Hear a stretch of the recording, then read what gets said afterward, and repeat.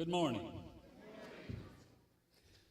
My name is Barry Montoya, and on behalf of the elders and Pastor Jim Mitchell, we welcome you in the name of the Lord Jesus Christ to Scots Kirk Presbyterian Church. We're glad you're joining us in person and on live stream. Need to review some announcements. In your bulletin, there is a Romeo's eating out, breakfast, Reformed old men eating out. Oh, yeah. You need to get in touch with Tristan Leedy.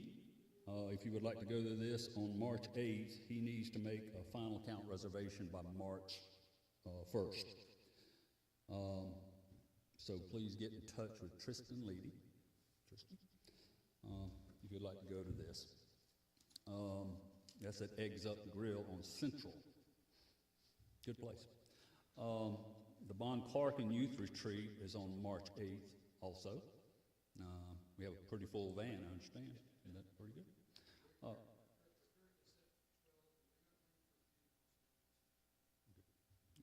16 passenger van, right? Okay.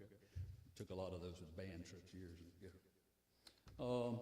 I'd like to notice in your bulletin also on March 23rd, following the morning worship, we'll have a fellowship lunch, followed by a presentation by Lee Shellnut, one of the World Witness missionaries.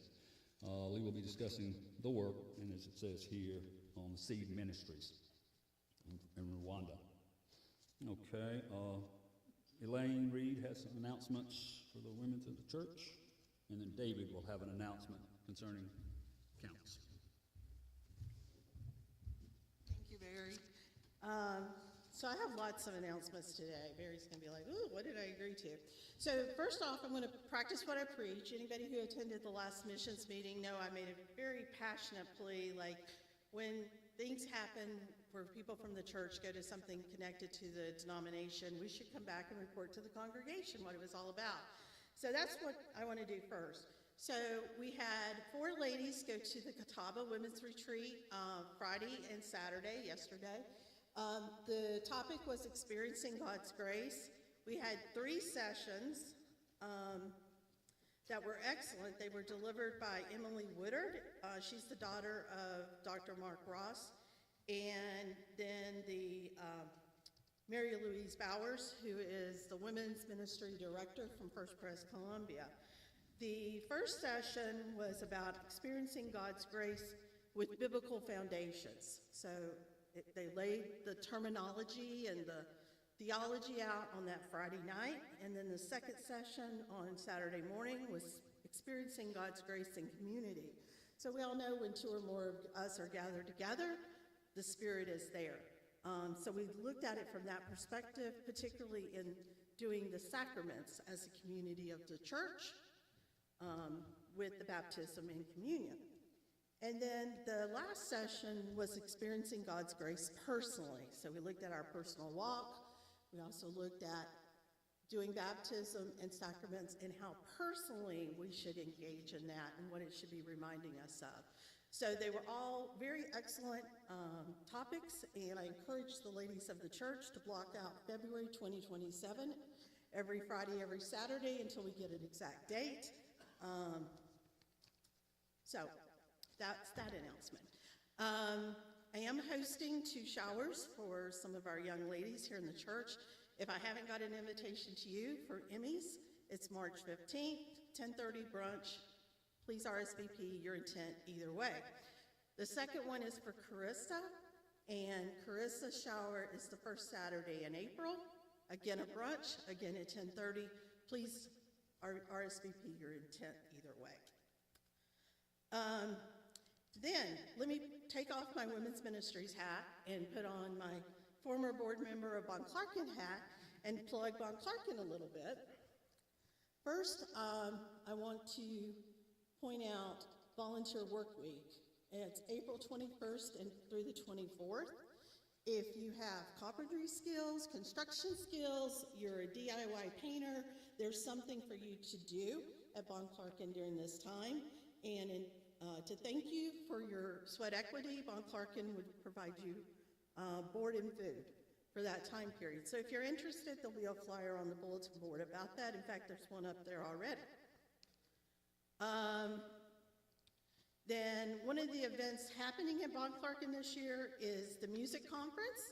We have had people long time ago go to the music conference, so if you're inclined to enjoy that conference, there'll be a flyer on the bulletin board about that. And then the last thing that I will talk about, so David can make his way up, is a need that Von Clarkin has. Many of you may or may not know that at Hurricane Helene, the lake poured itself into the pool. So the pool has to be completely redone. It costs $400,000 to fix the pool. The pool is very instrumental to our youth conferences and retreats and camps that happen during the summer months. So they've been able to raise $300,000, but they're still working for the last $100,000. So if you'd like to know how you could donate to the pool, let me know. I'll explain that to you. Thanks.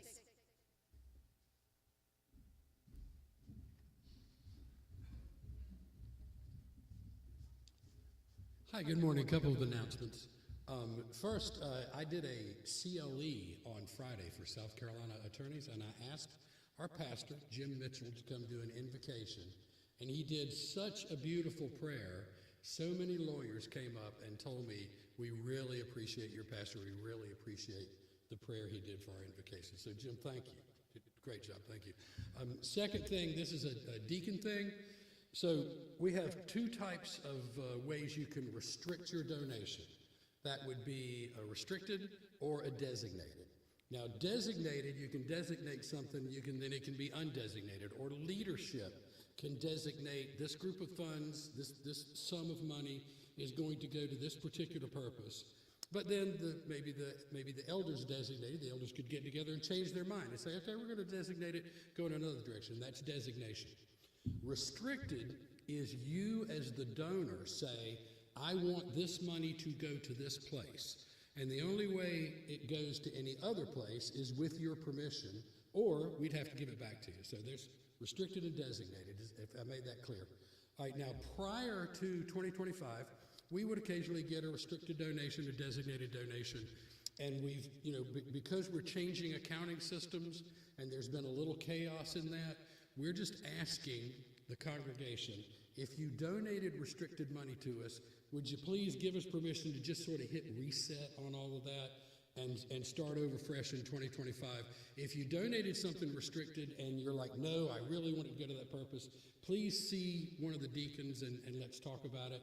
But otherwise, if it's okay with you guys, we'd like to just hit reset. Now, in 2025, we have had one restricted donation. A very generous member happened to overhear me say that I needed about $2,000 to finish the mom's room, and she walked up to me with a check for $2,000 and handed it to me. Okay, so that's restricted, and it will remain restricted. 2025, anything forward after this, designated funds will be designated and accounted for thusly. Restricted funds will be restricted and accounted for thusly. With your kind permission and generosity, we would like to hit reset on 24, 23, 22, 25, just anything before 25. So that's it. Thank you.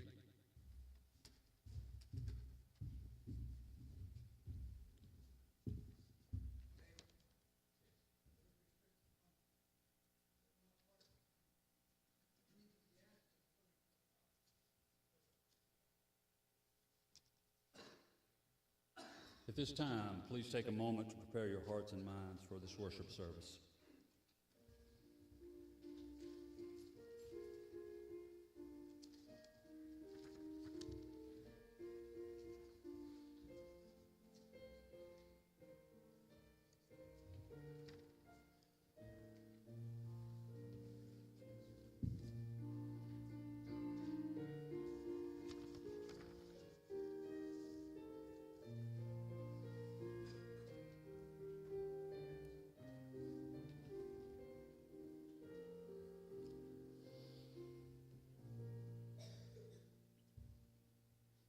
Call to worship today is from 1 Chronicles, chapter 16, verses 29 and 31.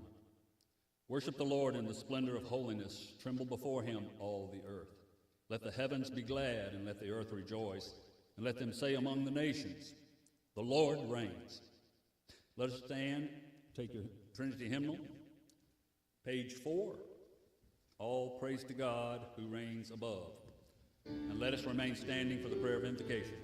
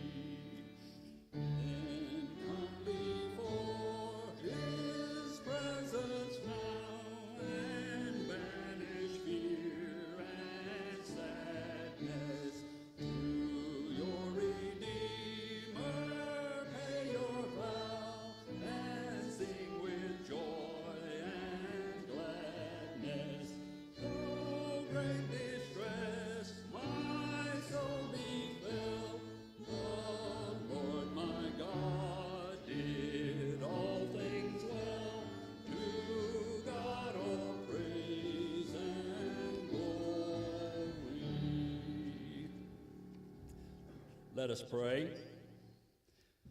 Dearest Heavenly Father, we come to you in praise for this day and every day you have given us to worship. Direct and guide us to lead our lives to reflect your will to share the gospel. Help us to surrender our selfish ways to achieve, understand, and be known in this sinful world. Your will for our lives do not always reflect our plans, which shows how selfish we can be toward worshiping you. We thank you for Jesus Christ, our Savior, and we come in his holy name and we pray as he taught his disciples to pray. Say, Our Father, who art in heaven, hallowed be thy name. Thy kingdom come, thy will be done, on earth as it is in heaven.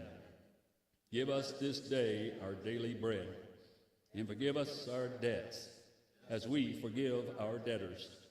And lead us not into temptation, but deliver us from evil. For thine is the kingdom, the power, and the glory. Amen.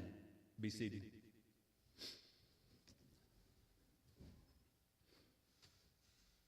In your bulletin, we come to our confession of sin.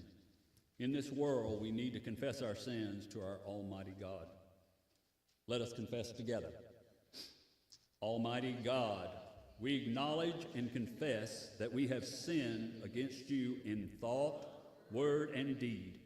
We have not loved you with all our heart, soul, mind, and strength. We have not loved our neighbors as ourselves. Deepen within us our sorrow for the wrong we have done and the good we have left undone, Lord. You are compassionate and gracious, slow to anger, and plenteous in mercy. There is always forgiveness with you.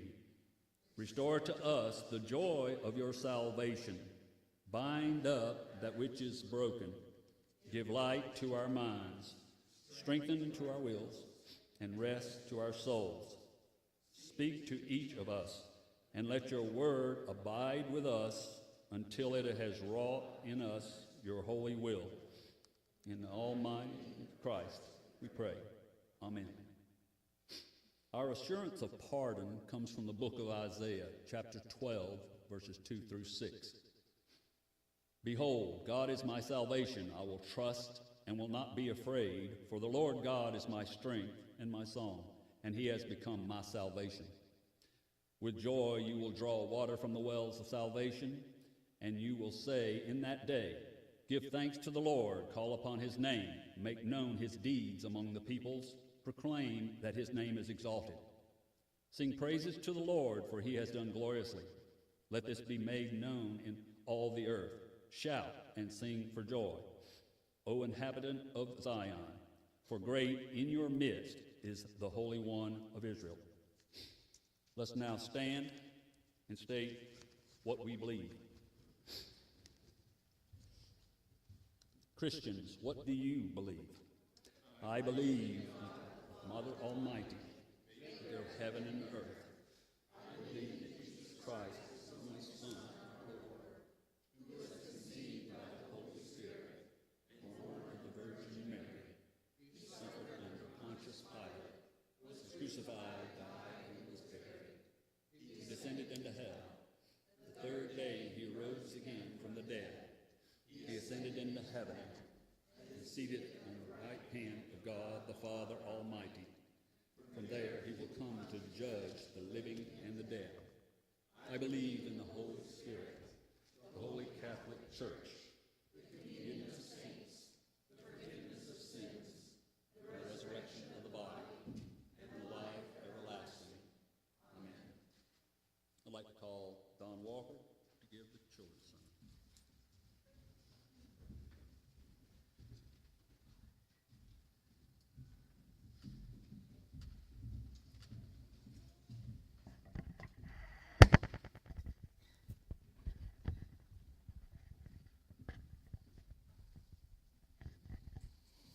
Good morning. I have a couple of questions I'm going to ask you guys, so you got to pay attention, okay? Is God perfect? Yes. Are we perfect? So if God is perfect, does that mean that his will is perfect? Yes, that's correct. His will means whatever he does. If we're not perfect, does that mean our will is perfect? Exactly. So you're going to hear Pastor Mitchell read today. I'm going to read a couple of verses for you guys. I want you to pay attention and remember God's perfection and our imperfection. So it says in Romans 9, starting in verse 14, what shall we say then? Is there injustice on God's part? By no means. For he says to Moses, I will have mercy on whom I have mercy, and I will have compassion on whom I will have compassion. So then it depends not on human will or exertion, but on God who has mercy. So we can trust God because he is perfect, and we can trust that even though we're imperfect, he is leading us and he is sanctifying us as Christians. Let's pray. Heavenly Father, Lord, we thank you for the revelation through your word. God, what a sweet, wondrous thing it is to be able to rest in the promises that we see in your word. Father, we thank you for loving us imperfect beings in your perfection. Father, we pray for sanctification as we go out throughout our week. It's in your name we pray. Amen.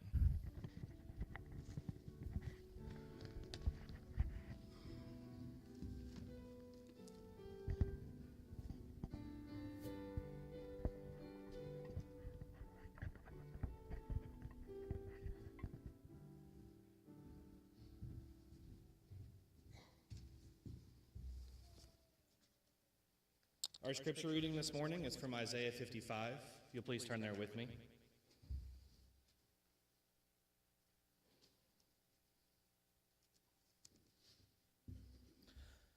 Come, everyone who thirsts, come to the waters, and he who has no money, come, buy and eat.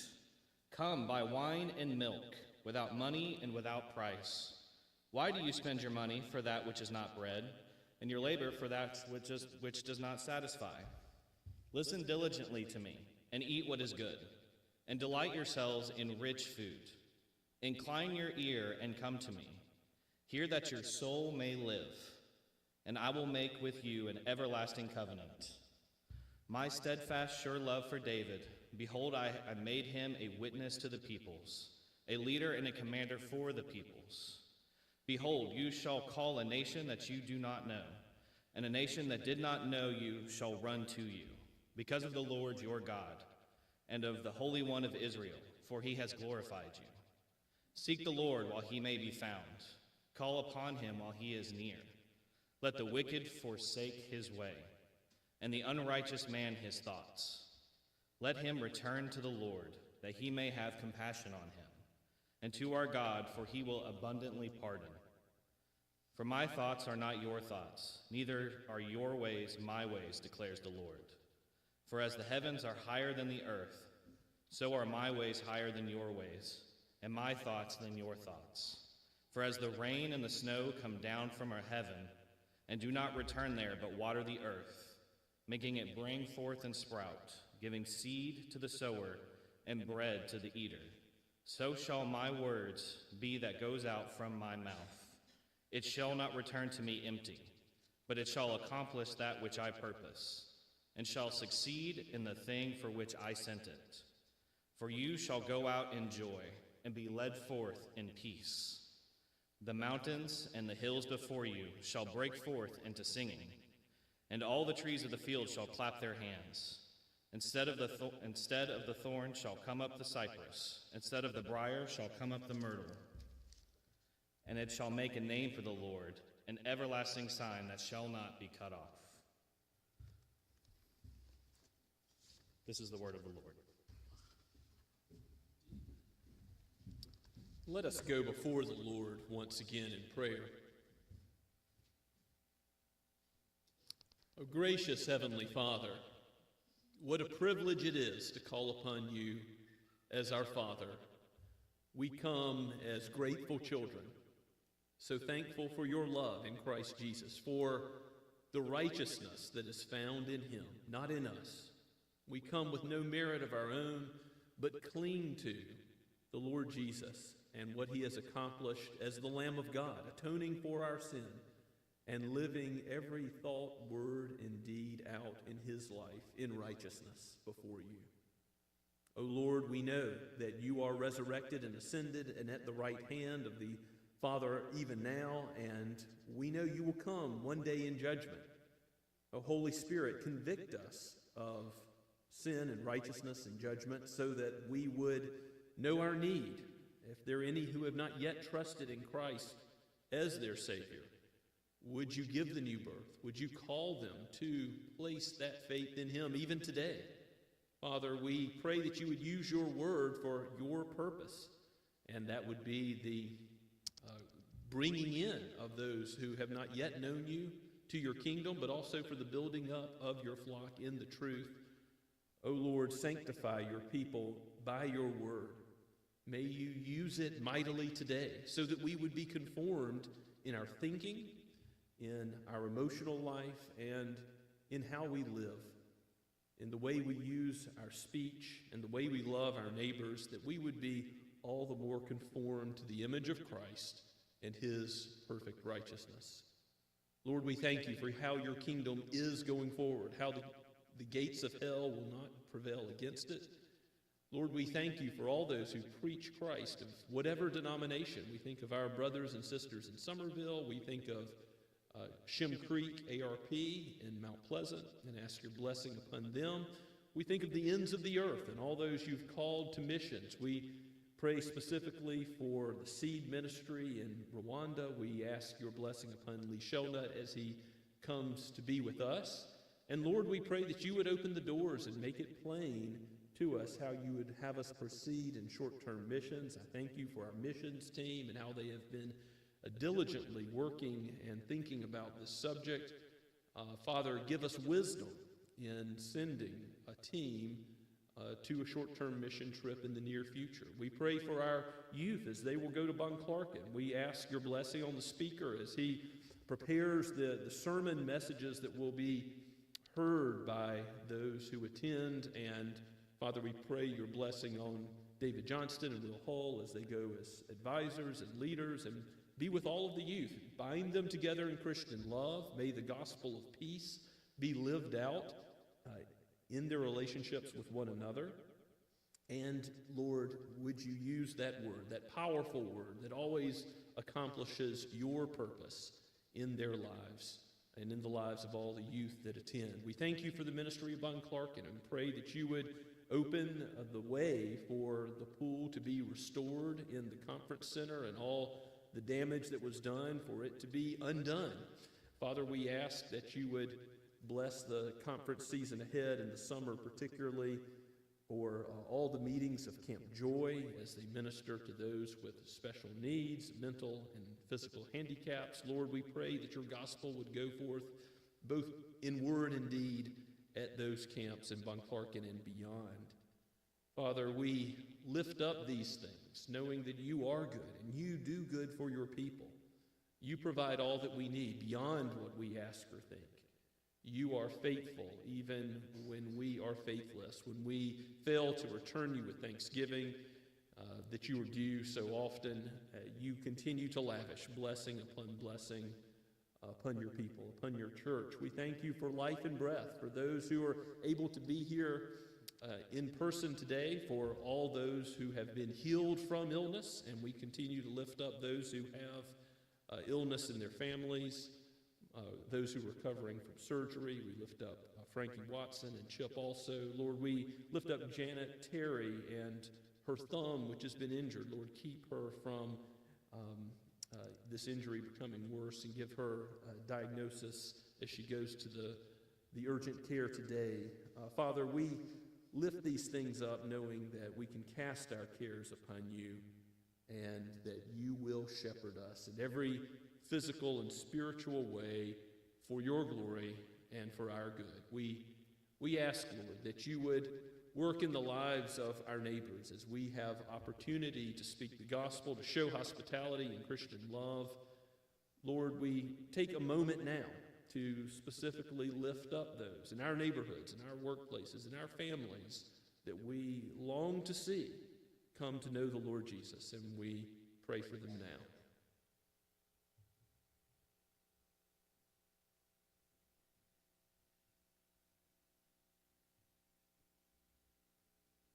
O holy God, you cause sinners to become your friends, those who are at enmity with you and opposed to your kingdom. You call out of the kingdom of darkness and into the kingdom of your marvelous grace, of your beloved Son. How thankful we are for that grace. Extend it to others, we pray. Lord, we lift up other needs in our congregation. We think of those struggling with cancer. We lift up Sally Montoya's mother. We lift up Joey Montoya. Lord, be with him. Bless him. Father, we ask that you continue to watch over Fred Legere and his treatments. Lord, continue to bless him with good health and make these successful. In all things, we ask that your word would be central in our lives, that it would be what we trust in, that we would lean not on our own understanding, but in all of our ways acknowledge you. Lord, help us as we look into your word today to do away with our preconceived notions and bias against believing it. Help us to believe the truth and then to live out the Christian life in conformity with it. For you are sovereign, Lord. You are our rock and our fortress, and there is no other place to go to flee from the wrath which is to come. You will judge sin, and in Christ, judgment and mercy have kissed. We thank you so much for the grace that is found at Calvary in the cross, and pray all these things in Jesus' holy name. Amen. And let us continue to worship the Lord as we sing from Trinity Hymnal number 465, Marvelous Grace of Our Loving Lord.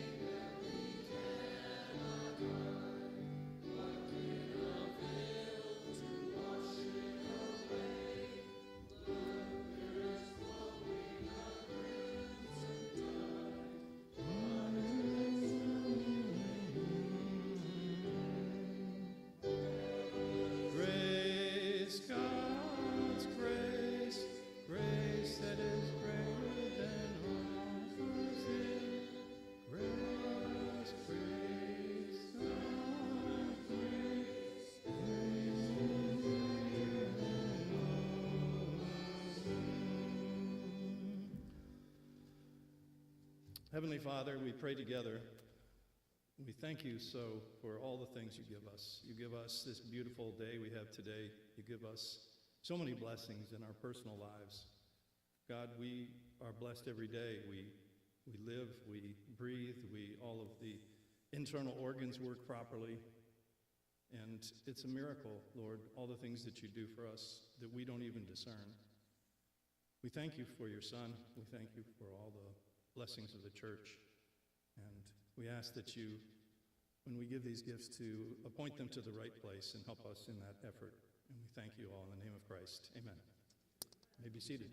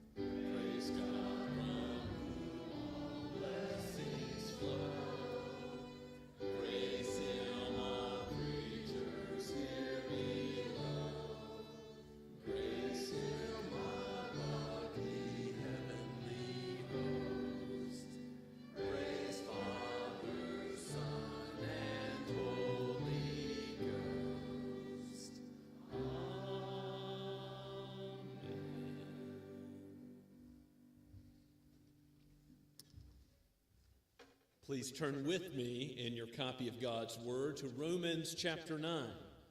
This week, as we continue marching through Paul's epistle to the church in Rome, we are looking at Romans 9:6 through 18. This is a difficult section of Scripture. This is a passage that many have struggled with. And as I think about my own Christian walk, I know that I have struggled with this passage. And it's interesting that in God's providence, his Scripture includes the type of objections men and women have to predestination. The Apostle Paul is going to answer some of the common objections this week and, Lord willing, next week about this doctrine. There is great comfort here, but we must approach the text with humility. We must come to it acknowledging that God is the Lord, that he is the one who has written the truth, and we are called to believe it, to lean not on our own understanding, but into the ways in which we read the text, acknowledge him, ask for the Holy Spirit to guide and direct our understanding so that we would believe it and live according to it. So last week we looked at the first 5 verses where the Apostle Paul begins by revealing his heart for Israel, that he wishes that he himself could be cut off for their sake. He loves the lost. He's the apostle to the Gentiles, and he is also the one who seeks to give the gospel to the Jew first and also to the Gentile, as Romans 1:16 says early on in the theme verse. But now Paul is going to argue from Scripture what exactly is going on, since so many Jews, so many Israelites, ethnic Israelites, are rejecting Christ as the Messiah. Yes, there are many who have turned to Christ by faith, but many are rejecting him. And he's going to ask the question, has God's word failed? Have the promises specifically to Abraham, Isaac, and Jacob, have they not come to fruition? Have those promises that he made to David and his line not come about? Is he not going to redeem Israel? Is he not going to release Israel from the Roman yoke? All these questions are in the reader's mind. Let us attend to God's word again, starting at verse 6 and going on down through verse 18. This is the word of God, penned by Paul, breathed out by the Holy Spirit. But it is not as though the word of God has failed. For not all who are descended from Israel belong to Israel, and not all are children of Abraham because they are his offspring. But through Isaac shall your offspring be named. This means that it is not the children of the flesh who are the children of God, but the children of the promise are counted as offspring. For this is what the promise said. About this time next year I will return, and Sarah will have a son. And not only so, but also when Rebekah had conceived children by one man, our forefather Isaac, though they were not yet born, and had done nothing, either good or bad, in order that God's purpose of election might continue, not because of works, but because of him who calls. She was told, the older will serve the younger. And, as it was written, Jacob I loved, but Esau I hated. What then shall we say? Is there injustice on God's part? By no means. For he says to Moses, I will have mercy on whom I have mercy, and I will have compassion on whom I have compassion. So then it depends not on human will or exertion, but on God, who has mercy. For the Scripture says to Pharaoh, for this very purpose I have raised you up, that I might show my power in you, and that my name might be proclaimed in all the earth. So then he has mercy on whoever he wills, and he hardens whomever he wills. Let's ask for God's help. O Lord, you are sovereign. You are God, and you alone. Your glory you will not give to another. So help us to see your sovereign purpose in election as you reveal it in your word. Let us give you glory for your sovereignty, your control, your dominion over all things, over rain and drought, over kings and nations, over every molecule that moves, yes, even the free agency of human beings and other creatures, even as you use the acts of men to accomplish your purposes and your glory and the good of your children. Help us to see who you are more clearly and to give you the glory that you are due in our salvation in all things. We pray in Jesus' name. Amen. Can God's word fail? As we read in Isaiah 55, it's the word of God. God has all authority and he has all power. When he speaks, his word goes out and it accomplishes his purpose. God's word cannot fail. And every promise is yes and amen in Christ. Everything in the Old Testament points to him. But these specific promises about Israel that were given to Abraham, Isaac, and Jacob, that were given in the covenants to Moses, to David, what about these promises that relate to ethnic Israel? Is it the case that God's word has failed since so many Jews are rejecting Jesus as Messiah? That's the question that Paul is asking in verse 6, that he raises on account of those he knows are going to be reading this epistle. It is not as though the word of God has failed, he argues, for not all who are descended from Israel belong to Israel. Not all Israel are Israel, or not all Israel are true, spiritual Israelites. Now, why can I put it that way? Let's turn to John chapter 8. I want to show you from the words of Christ himself, because this is not something unique to the Apostle Paul. This is certainly not a chapter, Romans chapter 9, that the reformers snuck into the Bible, but this is a concept known to Christ. Remember, Christ says that nothing happens without the Father's will, not even a sparrow falling to the ground. All things point to God's sovereignty in his view as well. But Jesus speaks in John chapter 8. Look at verses 30 through 32 with me. He's speaking to Jewish people in front of his disciples, and he says, I'll start in verse 31. So Jesus said to the Jews who had believed him, "If you abide in my word, you are truly my disciples." So you see, not just my disciples ethnically, not just those who came from Abraham's offspring, but you are truly my disciples. And if you know the truth will set you free.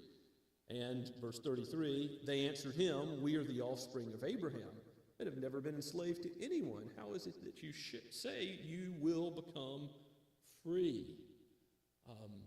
You see, many Jews were thinking, I'm already free. I am Abraham's offspring. I'm good. And so it is in the church today that many could say, I grew up in a gospel-believing church. I was part of a Presbyterian, faithful church that worshiped God according to Scripture. All of that is good. But you need to know the Lord yourself. You must repent of your sin and believe in Christ to truly be free, to be his disciple indeed. When Paul says not all of Israel is Israel, not all of Israel is true Israel, he's going to argue from Scripture there are many ethnic Israelites, many physical descendants who don't have faith, who aren't regenerated, and who don't live a life of glorifying God. And he's going to point to some key individuals. So back to Romans 9. Agreeing with Jesus, to be truly a disciple, means to have faith in Christ, not just to be physically circumcised, but to be circumcised in heart. Paul argues in verse 7, not all are children of Abraham because they are his offspring, but through Isaac shall your offspring be named. So what was unique about Isaac? Ishmael, remember, was through Hagar back in Genesis. The way that Abraham tried to solve the issue of having offspring by human means. And Ishmael's line is not blessed with the promise. Isaac is the son of the promise. And God provides Isaac in his timing, miraculously, in old age. And through Isaac, there is great blessing. But you've got two different moms in that case. So it actually goes on to bring the family of Jacob and Esau, Isaac and Rebekah. When they have children, these are twins. And typically, the older, remember, would have been the more prominent, the one blessed with all the inheritance. And Paul's going to argue, here's a clear case, as clear as can be. These two twins, born at virtually the same time, the younger is going to serve the older. And that's not just true of nations. Yes, Esau is the father of all the Edomites, remember. And that nation will be judged by God. And Jacob, the father of all of Israel, they will be blessed by God. But it's about God's love for Jacob as a person and God's hatred of Esau, his rejection of Esau as a person as well, not just the nations. So Paul goes on in verse 8 to say, it's not only the children of the flesh who are the children of God, but the children of the promise that will be counted as offspring. He's already made that point with Isaac, but now he's going to Jacob and Esau to give the clearest example that it's not based on good works. Now, Esau did a lot of bad works, and Jacob, as we saw in Genesis, lied and cheated. He did many bad works also. He was a sinner as well. We're all naturally at enmity with God. We are opposed to him and his kingdom. That's how we're born in sin. And it's not the case that Jacob was better than Esau. Listen carefully to what the text says. After referring to Sarah having a son, Isaac, and verse 10, not only so, when Rebekah had conceived children by one man, our forefather Isaac, though they were not yet born and had done nothing good or bad, in order that God's purpose of election might continue or might stand, depends on your translation.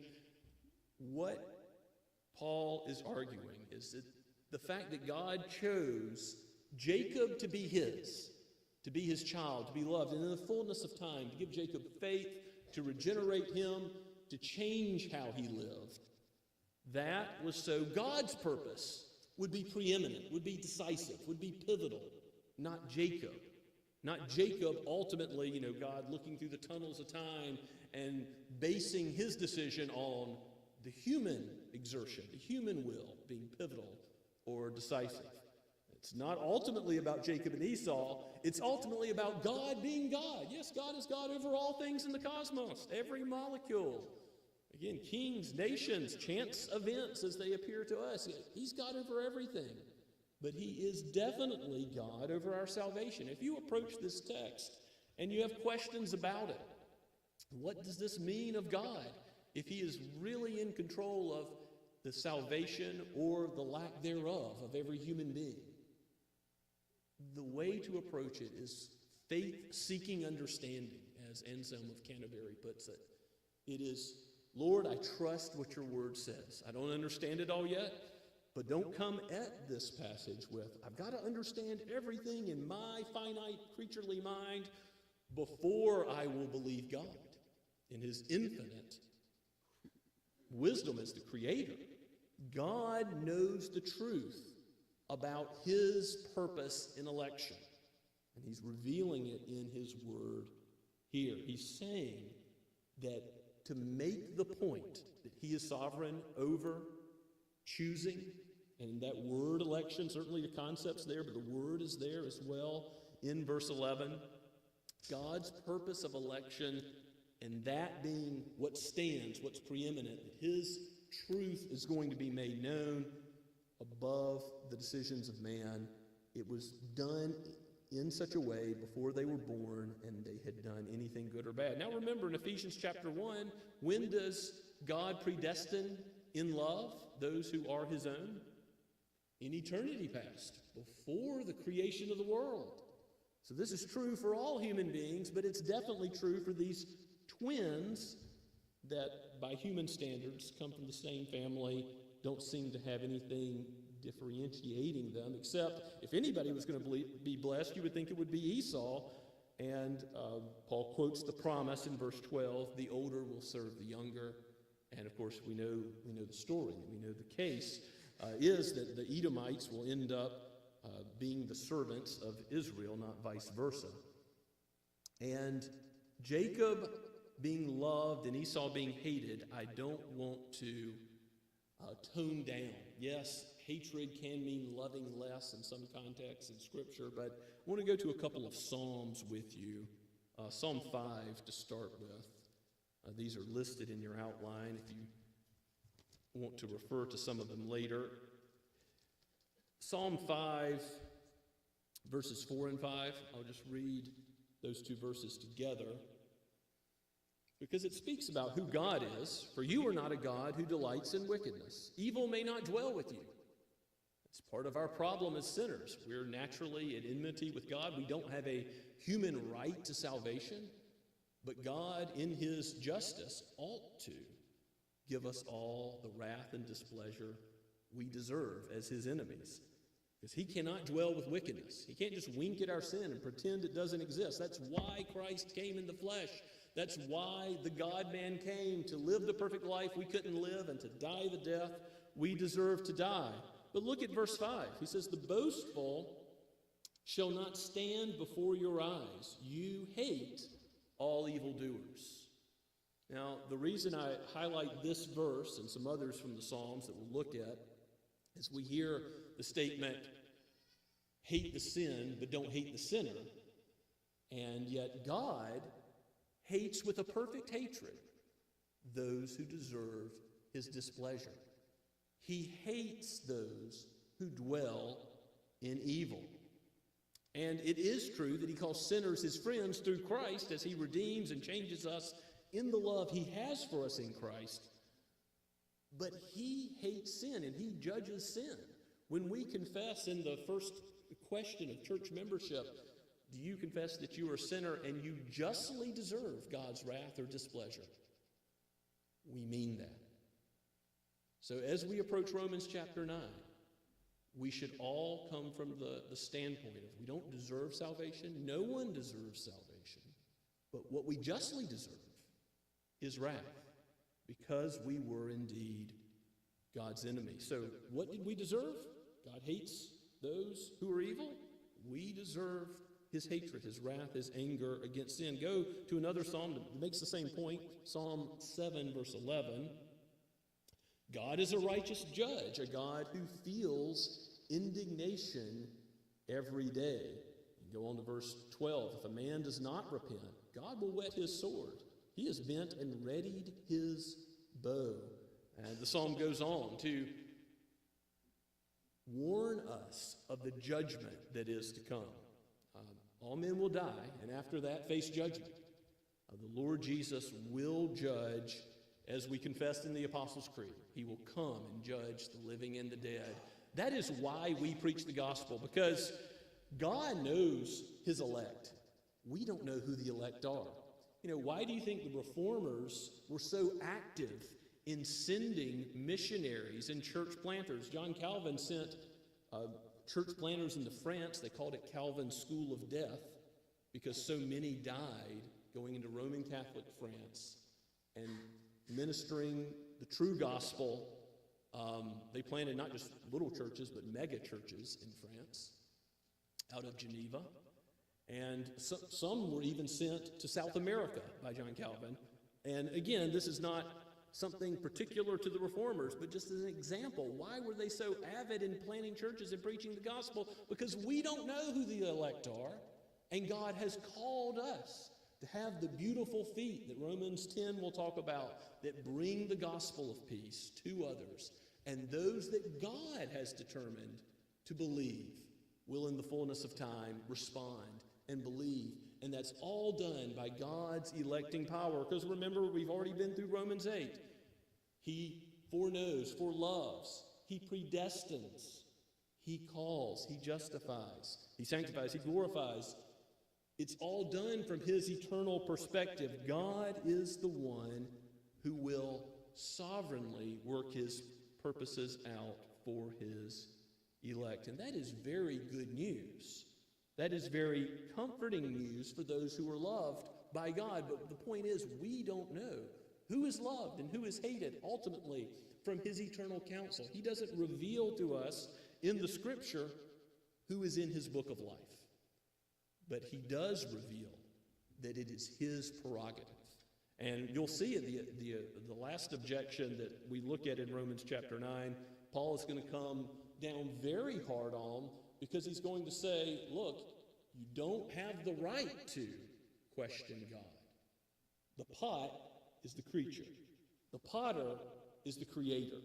And God has the right to tell us that it is his prerogative to set his love upon some. And when he does so, he will bring the power and the might and the authority joined with his word to accomplish his purposes in the fullness of time, to regenerate, to give the new birth, to give faith, the gift that ultimately clings to Christ and justifies, and ultimately he'll give the perseverance that leads us all the way home to glory, and we will praise him forever. But it's all God's work from beginning to end. So Jacob and his love, undeserved merit, undeserved mercy in the merit of Christ applied to Jacob, not because he did something different than Esau. Both sinners, both aligned against God and his kingdom. God had the right, and he did, pluck Jacob out. But Paul's making the point, isn't he? That Esau is a physical descendant, and he's not truly a disciple. He's not truly one who belongs to the Lord. And one of the reasons why you can be confident that Paul really is talking about the Reformed doctrine of predestination here, and that we're not getting it wrong, is okay, Paul is clear in his language, but it's also the objections that are raised are the same objections that I remember I raised in my own walk, and perhaps you're thinking about if you were one who struggles with this doctrine. Because what does Paul bring up as the reader's possible objection in verse 14? What shall we say then? Is there injustice on God's part? Now, do you see that question? He's saying, is it fair? Is it right of God? Now, that's a pretty gutsy question to ask. I cannot imagine that in the garden before the fall that Adam or Eve could even raise the question, is there injustice on God's part? Because it's only once the evil one has come and said, hath God said, and questioned God, that Adam falls mentally, saying, I'm going to weigh the options between what God said and what you say and make my own decision. To question God is not appropriate. And yet, Paul answers the objection. He deals with our weakness because we think, is it fair that God would do this, that he would love one and not love another? Is this something that compromises God's own character, his justice? And Paul's response at the end of verse 14 is that very strong Greek phrase, me agenata, by no means, certainly not, however your version translates it. Absolutely not the case that God is unjust in electing some. And Paul goes on to argue with the case of Pharaoh. He quotes what he says to Moses, I will have mercy on whom I will have mercy, and have compassion on whom I will have compassion. Who does the decision depend on? God. He is the one who has the prerogative to love or to not love. It's not about how lovely the sinners are. He will have mercy when he determines to have mercy, because we all deserve wrath and punishment. God's decision is what makes the difference, and then it spells it out in verse 16, so it depends not on human will or exertion, not on what you do, not on good works, not on not on even your response to the gospel, It depends on God, who is the one who has mercy. And he brings up the case of Pharaoh in verse 17, where Scripture says to Pharaoh, for this very purpose, and the very purpose is judgment. It's not mercy. For this very purpose I have raised you up, that I might show my power in you, and my name might be proclaimed in all the earth. So God will be glorified, just as Romans 8:28 says, all things work for God's glory and the good of those who love him, but not all things work for the good of those who oppose God and his kingdom. Pharaoh is God's enemy. God passed over him. God did not have mercy on him. In fact, this verse tells us that God is glorified in judging him. In Exodus chapter 15, Moses sings a song after the Red Sea is parted. The Israelites go through. God saves them. He claps the sea back together, and he drowns all of Pharaoh's men who follow. And Moses sings a song. The horse and his rider, he's thrown into the sea. The Lord is a man of war. The Lord is his name. He judges the wicked, and that is part of how he is glorified. And we'll see next week in the remainder of chapter 9 that God will be glorified both in mercy and in judgment, and that is why he raised Pharaoh up for judgment. He has mercy on whomever he wills, and he hardens whomever he wills. You look at the book of Exodus, you see that Pharaoh hardens his own heart, and that God hardens his heart. Now, how can that be the case? Because ultimately, God is the one who sovereignly decrees whatsoever happens. But then there's secondary causes. There's rain and drought, and there's kings and nations. There's the free agency of human beings. You know, we clearly are able to move about, to make decisions. Pharaoh made his own decision to follow after sin, to refuse to repent, to not turn on the day of salvation and live. So he also hardened his own heart. God ultimately hardened. Pharaoh hardened. The two were never in conflict. The creature's agency was truly free. It did what it wanted to do. God never offered violence to the will of the creature. If you look at Westminster Confession, chapter 3, on God's providence, his rule over everything, it says that actually God establishes by his sovereignty the free choices that we make. Now that can be confusing because we think, well, does this make us all puppets? Does this just mean God is pulling the strings and we have no true free agency at all? But that's not the case. We really do make decisions that matter. But it is the case that we make those decisions because God is sovereign. Now, we don't understand always how those two things relate together.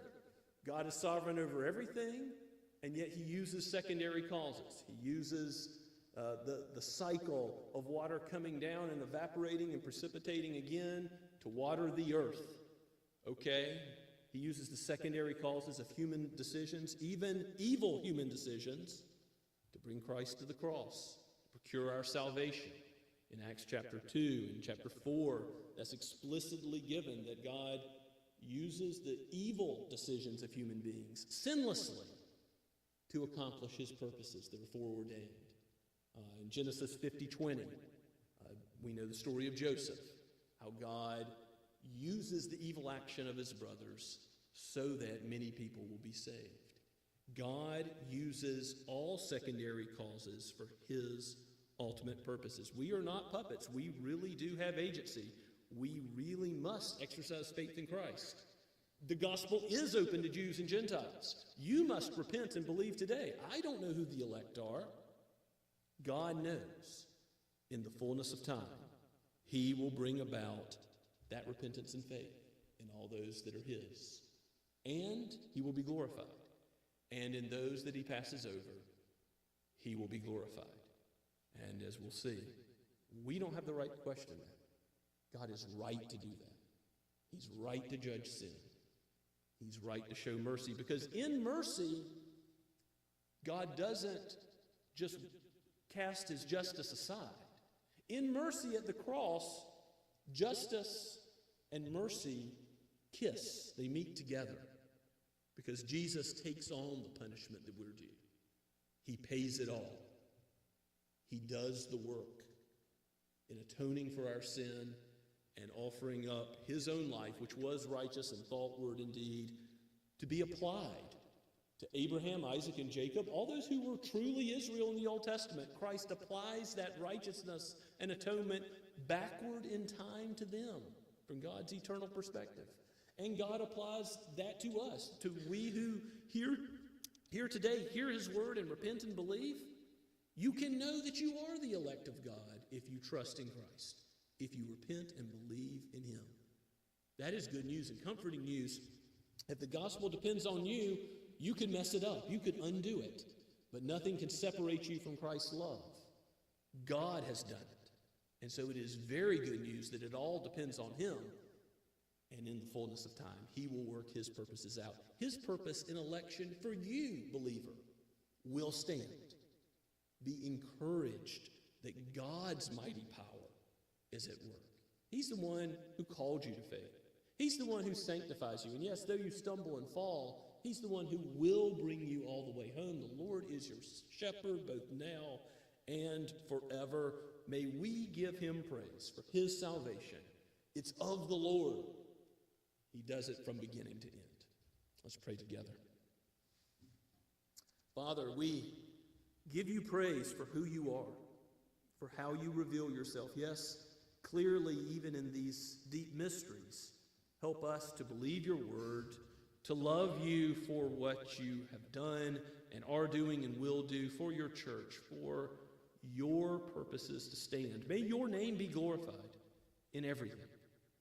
May we honor you and praise you as we ought, as the creature, and give us a zeal, like the Apostle Paul, to preach the gospel to all, knowing that you will bring all your sheep to faith and ultimately to glory. We pray this in Christ's name. Amen. Let's respond now to God's word as we turn in the blue book to page 39. Yet not I, but through Christ in me.